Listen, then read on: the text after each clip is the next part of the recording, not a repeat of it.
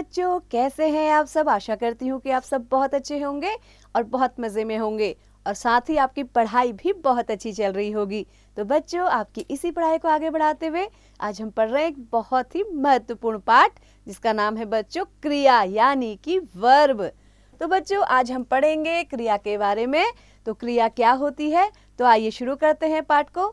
तो बच्चों देखिए, सबसे पहले आपको कुछ वाक्य दिए गए हैं। आइए इन वाक्यों को पढ़ते हैं। पहला है मयंक सो रहा है, दूसरा है बच्चा रो रहा है, तीसरा वाक्य है वह विद्यालय जा रहा है और चौथा है प्रिय पुस्तक पढ़ रही है। तो बच्चों, यहाँ पे आपको इस वाक्य में कुछ रंगीन भी शब्द दिख रहे हैं, यानी कि गुलाबी रंग से भी कुछ शब्द दिख रहे हैं। क्या क्या है वो? सो रहा है, जा रहा है, रो रहा है और पढ़ रही है। तो बच्चों, इन शब्दों के द्वारा किसी न किसी काम के करने या होने का पता चल रहा है।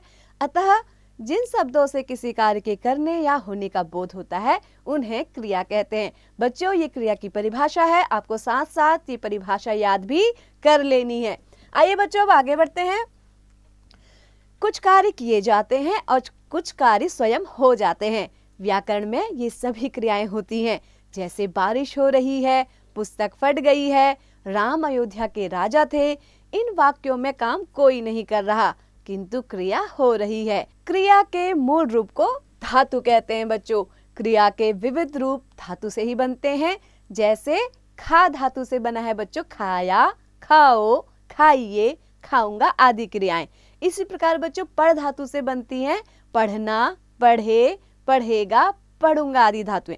तो बच्चों, यदि क्रिया के सामान्य रूप से ना प्रत्यय निकाल दिया जाए तो बचा हुआ रूप ही हमेशा धातु होता है। तो बच्चों, आशा करती हूँ कि आपको अच्छे से समझ में आ गया होगा कि धातु क्या है।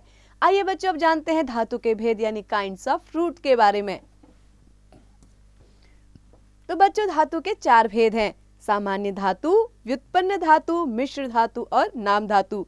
आइए बच्चों, सबसे पहले हम जानते हैं सामान्य धातु के बारे में। ये क्या होती हैं बच्चों? ये धातुएं भाषा में मूल रूप से प्रचलित हैं। इन्हें सरल धातु कहते हैं। इनसे क्रिया का सामान्य रूप बनता है, जैसे पढ़ से पढ़ना बन गया, चल से चलना बन गया। ऐसे ही बच्चों खा से खाना आदि शब्द बनते हैं। अब हम देखते हैं बच्चों व्युत्पन्न धातु ये क्या होती है। तो बच्चों, जो धातुएं सामान्य धातु में प्रत्यय लगाकर या अन्य किसी प्रकार से बनती है उन्हें व्युत्पन्न धातु कहते हैं। जैसे अब देखिए, यहाँ मूल धातु दी गई है तालिका में और इधर दी गई है सामान्य धातु और इधर तीसरी तालिका में दी गई है बच्चों व्युत्पन्न धातु। जैसे मूल धातु उठ है तो उसकी सामान्य धातु क्या होगी बच्चों? उठना। ऐसे ही उसकी व्युत्पन्न धातु क्या हो जाएगी? उठाना या उठवाना। ऐसे ही बच्चों कर जो मूल धातु है इसका सामान्य हो जाएगा सामान्य धातु करना, व्युत्पन्न धातु कराना या करवाना। ऐसे ही खा मूल धातु है जिसकी सामान्य धातु होगी खाना और व्युत्पन्न धातु खिलाना या खिलवाना। ऐसे ही चल मूल धातु है जिसका सामान्य धातु होगा चलना और व्युत्पन्न धातु रूप हो जाएगा चलाना या चलवाना। तो आइए बच्चों, अब हम जानते हैं मिश्र धातु के बारे में। तो मिश्र धातु क्या है बच्चों? जो धातुएं संज्ञा, सर्वनाम, विशेषण तथा क्रिया विशेषण शब्दों के बाद करना, होना के संयोग से बनती है उन्हें मिश्र धातु कहते हैं। जैसे काम करना, नमस्कार करना, पीछा करना, दान देना, जान देना, अच्छा लगना, पागल होना, डींग मारना आदि। तो बच्चों, ये क्या है? मिश्र धातुएं। इनके पीछे क्या लग रहा है? करना या होना। तो आप आसानी से समझ सकते हैं। आगे बढ़ते हैं बच्चों नाम धातु। तो बच्चों, ये नाम धातु क्या है? जब बच्चों संज्ञा, सर्वनाम और विशेषण शब्दों में प्रत्यय लगाकर जो धातुएं बनाते हैं उनको हम नाम धातु कहते हैं बच्चों। जैसे संज्ञा शब्दों से देखिए, बात का बतियाना, हाथ का हथियाना, महक का महकाना। ऐसे ही सर्वनाम शब्दों से हम बनाएंगे मैं से मिमियाना, आप से अपनाना और अपना से अपनापा या फिर अपनापन। तो बच्चों, ये सब क्या है? नाम धातु हैं। आगे बढ़ते हैं बच्चों। अब देखिए विशेषण शब्दों से नाम धातु कैसे बनाएंगे? लंगड़ा से लंगड़ाना, गरम से गरमाना, चहक से चहकाना। ऐसे ही बच्चों अनुकरणात्मक शब्दों से कैसे बनाएंगे? ये किसी ध्वनि के अनुकरण पर बनती है। अनुकरण करना मतलब उसी को क्या करना? कॉपी करना, उसी को बार बार अनुकरण करना। जैसे खटखटाना, बड़बड़ाना, भिन भिनाना, हिन हिनाना, टरटराना आदि। अब देखिए खटखटाना में खट खट 2 बार है, अनुकरण हो रहा है और हमने ना जोड़ दिया है यानी कि नाम धातु बनाने के लिए, तो क्या बन गया खटखटाना। तो बच्चों आशा करती हूँ कि आपको ये अच्छी से समझ में आ गया होगा। आगे बढ़ते हैं बच्चों, अब हम पढ़ेंगे क्रिया के भेद यानी कि काइंड्स ऑफ वर्ब के बारे में। तो बच्चों क्रिया के भेद 2 आधारों पर किए जाते हैं, पहला कर्म यानी ऑब्जेक्ट के आधार पर, दूसरा प्रयोग के आधार पर हम उनका प्रयोग कैसे कर रहे हैं। तो बच्चों सबसे पहले देखते हैं कर्म के आधार पर क्रिया के भेद। तो कर्म के आधार पर क्रिया के 2 भेद हैं, अकर्मक क्रिया और सकर्मक क्रिया। अकर्मक क्रिया क्या होती है बच्चों? अकर्मक क्रिया यानी कि ट्रांजिटिव वर्ब, इनट्रांजिटिव वर्ब ये होती है बच्चों जिन क्रियाओं को कर्म की आवश्यकता नहीं होती, उन्हें अकर्मक क्रिया कहते हैं। जैसे सोना, जागना, हंसना, रोना, गिरना, उठना, चलना, दौड़ना आदि। वाक्यों में इन क्रियाओं को इस प्रकार समझा जा सकता है, जैसे बच्चा पालने में सो रहा है, गुड़िया रो रही है, पेड़ गिर गए, हम हंस रहे थे। उपयुक्त वाक्यों की क्रियाएं अकर्मक हैं क्योंकि इन्हें किसी कर्म की आवश्यकता नहीं होती। ऐसे ही बच्चों आगे देखते हैं सकर्मक क्रिया यानी कि ट्रांजिटिव वर्ब। तो बच्चों जिन क्रियाओं को कर्म की आवश्यकता होती है उन्हें सकर्मक क्रिया कहते हैं, जैसे पढ़ना, लिखना, पीना, खरीदना, लेना, देना आदि। वाक्यों में इन क्रियाओं को इस प्रकार समझा जा सकता है, जैसे गायक गाना गा रहा है, हम सेब खा रहे हैं। उपर्युक्त वाक्यों में कर्म की आवश्यकता पड़ रही है, अतः ये सकर्मक क्रियाएं हैं। तो अब बच्चों देखते हैं अकर्मक और सकर्मक क्रियाओं की पहचान। हम इनको कैसे पहचान सकते हैं? तो बच्चों वाक्य को पढ़ने के पश्चात सबसे पहले क्रिया के स्थान पर क्या या किसको लगाकर प्रश्न पूछिए। यदि प्रश्न का उत्तर प्राप्त होगा तो वह सकर्मक क्रिया होगी, अन्यथा अकर्मक क्रिया। देखिए कितना आसान है, आपको क्या या किसको लगा करके उसका प्रश्न बनाना है। जैसे मेघा पत्र लिख रही है, अब मैं बोलूं प्रश्न में मेघा क्या लिख रही है तो मुझे उत्तर मिलेगा पत्र। ऐसे ही सिमरन भजन गा रही है, मैंने प्रश्न बनाया सिमरन क्या गा रही है तो मुझे उत्तर मिला भजन। तो बच्चों उपयुक्त दोनों वाक्यों में क्रियाओं से प्रश्न करने पर प्रत्यक्ष अथवा अप्रत्यक्ष रूप से उत्तर प्राप्त हो रहा है, तो ये क्रियाएं क्या हो जाएंगी बच्चों? सकर्मक हो जाएंगी। कौन सी? लिख रही है और गा रही है। आगे बढ़ते हैं बच्चों। अब देखिए बच्चों कुछ और उदाहरण दिए गए हैं, इनको भी देख लेते हैं। जैसे अरुण हंस रहा है, तो हम प्रश्न कर रहे हैं क्या हंस रहा है, तो क्या हंस रहा है का उत्तर तो नहीं मिलेगा ना, कौन हंस रहा है कहेंगे तब तो हमें अरुण मिलेगा। क्या हंस रहा है? वे दौड़ रहे थे, क्या दौड़ रहे थे? तो उपयुक्त दोनों वाक्यों की क्रियाओं से प्रश्न करने पर उत्तर प्राप्त नहीं हो रहा है, अतः ये क्या है बच्चों? अकर्मक है। कुछ क्रियाएं अकर्मक और सकर्मक दोनों होती हैं, जैसे आपको उदाहरण दिए गए हैं। जैसे देखिए ये क्रिया है, इसका सकर्मक भी है और अकर्मक।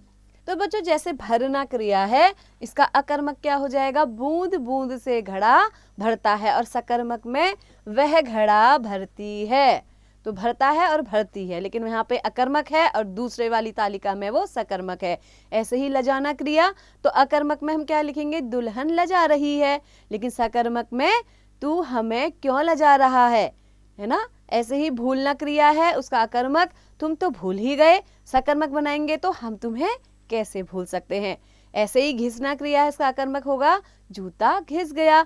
ऐसे ही सकर्मक बनाने के लिए पुजारी चंदन घिस रहा है, जब क्या घिस रहा है तो चंदन उत्तर मिलेगा, लेकिन वहां हमने क्या कहा? जूता घिस गया है। तो यहाँ पे क्या है? अगर हम पूछेंगे कि क्या घिस रहा है तो जूता घिस गया है ना, तो यहाँ पे उत्तर हमें सही से प्राप्त नहीं होता। ऐसे ही बोलना क्रिया है, वहां पे क्या है? तोता बोल रहा है, और सकर्मक में तोता राम राम बोल रहा है।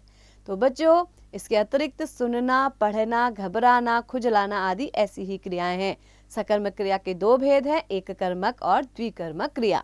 सबसे पहले जानते हैं बच्चों एक कर्मक क्रिया के बारे में। तो जिस सकर्मक क्रिया के साथ एक कर्म आता है उसे एक कर्मक क्रिया कहते हैं। जैसे माली पानी दे रहा है, आयुषी ने एक कविता लिखी, गाय घास खाती है, अध्यापक ने प्रार्थना सभा में भाषण दिया।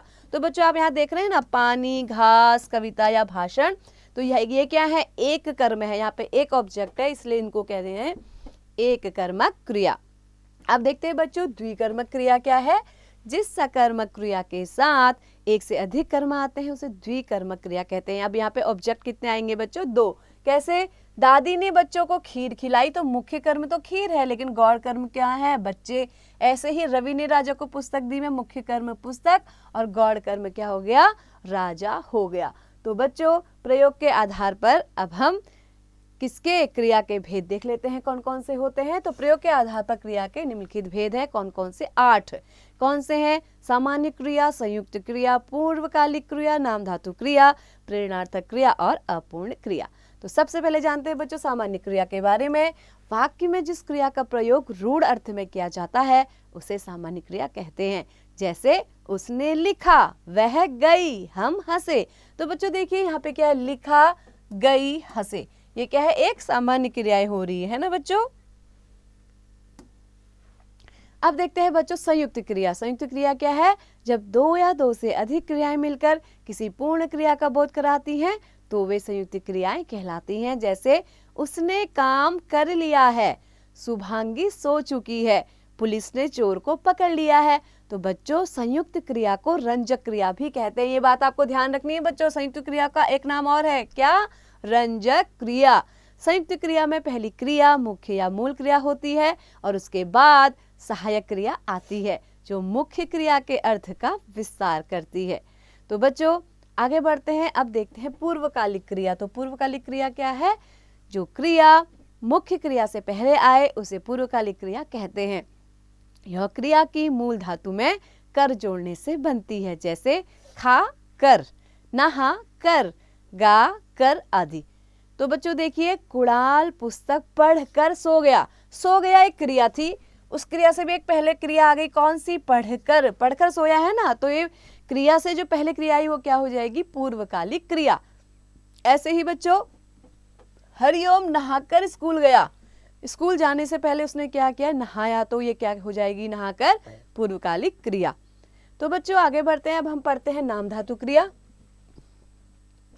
कुछ क्रियाएं क्रियापद का परिवर्तित रूप न होकर संज्ञा, सर्वनाम, विशेषण आदि में प्रत्यय लगाकर बनती है, इन्हें नाम धातु क्रिया कहते हैं। ये क्रियाएं इस प्रकार हैं, जैसे बात का बतियाना, शर्म का शर्माना, हाथ का हथियाना।